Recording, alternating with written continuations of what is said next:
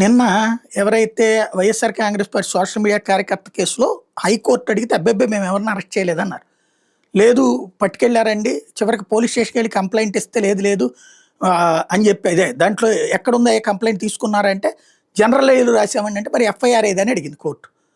ఏం మాకు తెలియదు అని చెప్పారు. అంటే అప్పటికి పోలీసులు ఎంక్వైరీ ప్రారంభించాలి కదా, చేయలేదు. తర్వాత హైకోర్టు అతన్ని తీసుకొచ్చి మా దగ్గర ప్రొడ్యూస్ చేయమంది. క్రిందటిసారి అట్లాగే హైకోర్టు చెప్తే వీళ్ళు లోకల్ మ్యాజిస్ట్రేట్ కోర్టులో ప్రొడ్యూస్ చేసి డ్రామా ఆడుతున్నారు. అందుకని ఏ మ్యాజిస్ట్రేట్ కోర్టులోనూ ప్రొడ్యూస్ చేయడానికి వీల్లేదు. ఒకవేళ ప్రొడ్యూస్ చేసేటైతే హైకోర్టు ఇట్లాంటి ఆర్డర్ ఇచ్చిందని చెప్పి అక్కడ మ్యాజిస్ట్రేట్కి చెప్పండి అని చెప్పి చాలా సీరియస్గా వార్నింగ్ ఇచ్చింది హైకోర్టు డివిజన్ బెంచ్.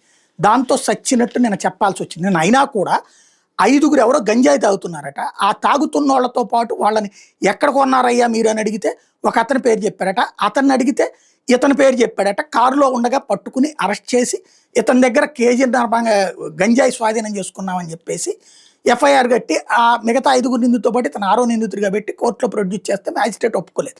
దాంతో అతనికి హైకోర్టులో ఇవాళ ప్రొడ్యూస్ చేయమని చెప్పి మ్యాజిస్ట్రేట్ ఆదేశాలు ఇచ్చారు. అప్పటిదాకా లాయర్ సమక్షంలో పోలీస్ స్టేషన్లో ఉంచమని చెప్పారు. అక్కడతో ఒక ఇది అక్కడే వీళ్ళు తప్పుడు కేసు పెట్టారనడానికి సాక్ష్యం ఏంటంటే గంజాయి దొరికింది అతని కారులో అని చెప్పారు. ఇది మనం చెప్పట్లేదు, తెలుగుదేశం అనుకూల మీడియా అయినటువంటి జ్యోతిలోనే రాసుకొచ్చినటువంటి వార్త. గంజాయికి సంబంధించినటువంటి కేసు అని చెప్తూ దాంట్లో గంజాయి కేసులో 5గురు అరెస్ట్ అంటూ, గంజాయి కేసులో వైసీపీ సోషల్ మీడియా నేత కుంచాల సవీంద్రారెడ్డితో పాటు మరో 9గురును అరెస్ట్ చేసినట్టు పత్తిపాడు పోలీసులు మంగళవారం తెలిపారు. సవీంద్రారెడ్డి వద్ద కిలోన్నర గంజాయి, చినకొండ్రుపాడుకు చెందిన బత్తుల దీవెనబాబు, వెంకటేశ్వర, నాగవేంద్ర, యనమదలకు చెందిన సారథి వద్ద 250 గ్రాములు గంజాయి స్వాధీనం చేసుకుంటూ తెలిపారు.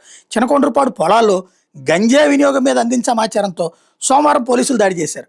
గంజాయితో ఉన్న బత్తుల దీవెనబాబుతో పాటు గంజాయి తాగుతున్న వెంకటేశ్వర్లు, సారథి, నాగవేంద్ర పోలీసులు పట్టుబడ్డారు. వాళ్ళని విచారించగా చిలకలూరుపాటికి చెందిన జస్వంత్ తాడేపల్లి పరిధిలోని పాతూరు వద్ద కారులో గంజాయి విక్రయించే వ్యక్తి వద్ద గంజాయి కొనుగోలు చేసినట్టు దీవెనబాబు పోలీసులు చెప్పాడు.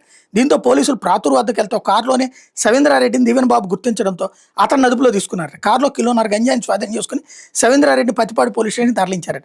నెల్లూరు జిల్లా కావలి నియోజకవర్గానికి చెందిన కుంచాల సవీంద్రారెడ్డి కొద్ది సంవత్సరాలుగా తాడేపల్లిలో నివాసం ఉంటూ బైపాస్ రోడ్లో హోటల్ డి దేవ్ దగ్గర భార్యతో కలిసి చెరుకు రసం స్టాల్ నిర్వహిస్తున్నాడు. చెరుకు రసం స్టాల్ ముసుగులో సవీంద్రారెడ్డి గంజాయి విక్రయిస్తున్నట్టు పోలీసులు అంటున్నారు. తన భర్తను కారులో వచ్చిన కొందరు గుర్తెలియని వ్యక్తులు కిడ్నాప్ చేసి తీసుకెళ్లారని పోలీసులు ప్రశ్నిస్తే పోలీసులు అని చెప్పారని సవీంద్రారెడ్డి భార్య హైకోర్టులో మంగళవారం ఎవిస్ కార్పస్ పిటిషన్ దాఖలు చేశారు. అయితే సవీంద్రారెడ్డి విషయం తెలియని పీపీ పోలీసులు అదుపులోకి తీసుకోలేదని హైకోర్టులోకి తెలిపారు. సవీంద్రారెడ్డిని పీపీ పోలీసులు అదుపులో తీసుకోలేదని హైకోర్టుకు తెలిపారు. సవీంద్రారెడ్డిని బుధవారం పత్తిపాడు పోలీసులు హైకోర్టులో హాజరుపడుతున్నారు. కాగా బత్తుల దీవెనబాబుకు కోర్టులో హాజరుపరచగా మ్యాజిస్ట్రేట్ రిమాండ్ విధించడం ఆయన జైలుకి తరలించారు. అదే కేసులో వెంకటేశ్వర్లు, సారథి, నాగవేంద్రలు పోలీసులు బెయిల్ మీద అరెస్ట్ చేశారు. సామాన్యంగా గంజాయి దొరికితే వాహనం సీజ్ చేస్తారు. ఆయనతో పాటు అతని భార్య ఉంది, ఇద్దరిని కూడా అరెస్ట్ చేసి ఉండాలిగా. నిజంగా అయితే ముందు పట్టుకెళ్ళిపోయి కొట్టడానికో లేకపోతే ఏదో ప్రయత్నించారు.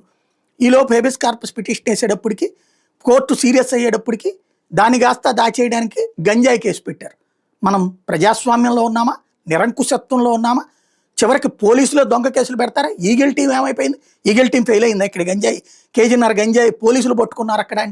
అంటే ఓవరాల్గా రాజ్యం అనేటటువంటిదే అరాచకం చేస్తే, రాజ్యం అనేటటువంటిదే రాజ్యాంగ వ్యవస్థలే విచ్ఛిన్నకర కార్యకలాపాలు చేస్తే, గతంలోని పాలకుల మీద చెప్పిన విధ్వంసానికి వీళ్ళు చేస్తున్న విధ్వంసానికి తేడా ఏముంది? అప్పుడు విధ్వంసాన్ని ఇంత చేసి చూపెడితే ఇప్పుడు ఇంత చేసి చూపెడతా కవర్ చేసేటటువంటి మీడియా సాక్షిగా ఎంతకాలం ప్రజల్ని మోసం చేస్తారు?